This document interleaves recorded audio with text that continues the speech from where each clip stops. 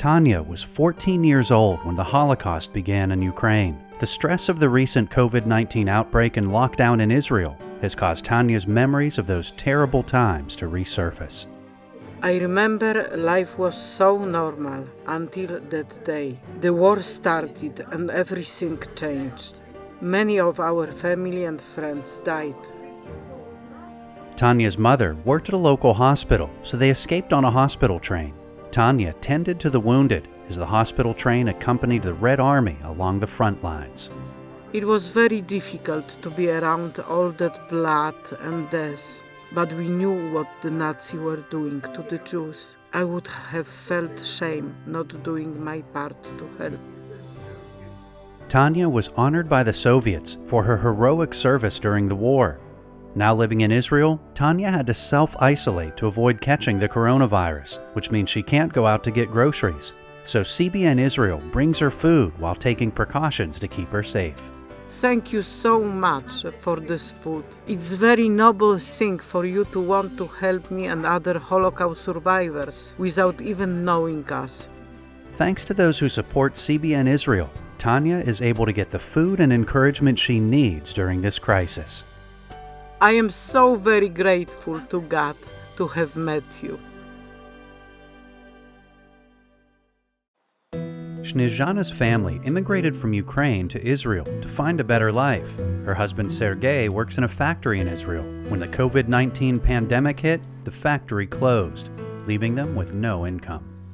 We were just making enough to get by before. But then Israel went into lockdown and the factories and the schools closed. I couldn't work because I needed to stay home with the children. It put us in a very desperate situation. Even after Israel eased the lockdown, the schools remained closed and Sergei's work hours at the factory were cut.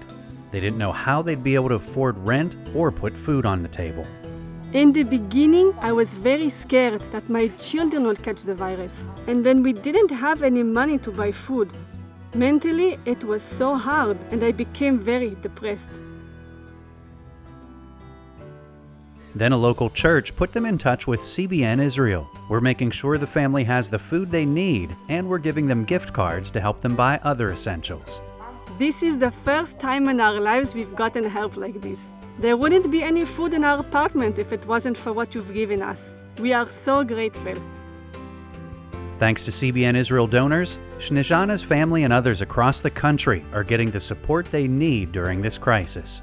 It means so much to know we're not alone in this. You've brought back real hope and joy into our home. Thank you so much from the bottom of my heart. Israeli communities near Gaza face a new threat: fire kites and balloons. Terrorists have used the devices to burn more than 10,000 acres of land. We raise our children to be good people and to love their land, and then they see that the other side doesn't care about the land and they want to burn it. Harel is head security coordinator for his kibbutz, and he's the first line of defense in this latest fight. Over the years, we have learned how to deal with the bombs and the attack tunnels. But these fire balloons are a disaster because the wind carries the fire so fast. Harel didn't have the proper equipment to fight fires. He only wore everyday clothes and shoes to battle the blazes. That left his wife Karen and their 3 children constantly worried for his safety. When you have kids, you have to smile and say everything's going to be okay. But if you don't really believe it, then they recognize it, and you can just feel the level of anxiety rising up in the house. We were exposed to a lot of smoke and we had to have oxygen treatment. Other security coordinators were burned as direct consequence of not having proper equipment. So CBN Israel took action to help. We bought more than 24 firefighting equipment kits for Harel and others at nearby kibbutz. The kits include custom firefighting suits, boots, gloves, respirators, goggles, hats, and blankets. Now we are better equipped to fight these fires and defend our homes and communities. To know that he's safe and I know that his body is protected, it's really nice and calming for me. Thanks to CBN Israel, Harel is able to stay safe while protecting his land and family. I want this land and nature to be around for my children to enjoy. With your help, I believe we can do this.